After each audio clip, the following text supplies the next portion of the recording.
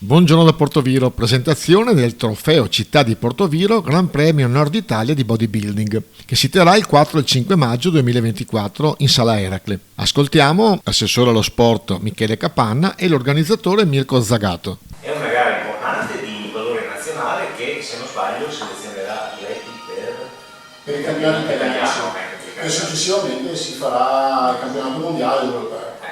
Si tratta di bodybuilding naturale in cui i risultati vengono conseguiti dagli atleti in termini di sviluppo muscolare attraverso un intenso allenamento, attraverso un'adeguata alimentazione,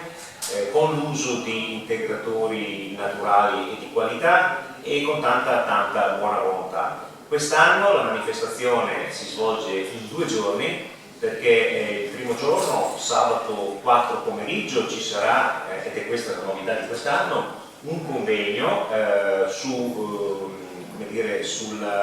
benefici dell'attività sportiva per la salute e sull'utilizzo di integratori alimentari e sulle varie tipologie di allenamento. L'anno scorso l'evento è stato, credo sia stato un successo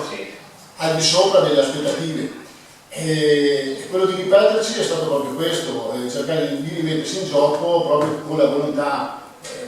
del Consiglio Comunale, proprio che ci aveva voluto l'anno scorso e ci ha riproposto quest'anno, per cui è una catena, una macchina che si è accesa l'anno scorso ma che va bene avanti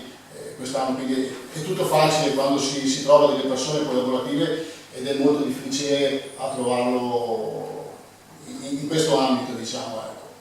Poi che dire, per quanto riguarda il seminario, noi abbiamo improntato,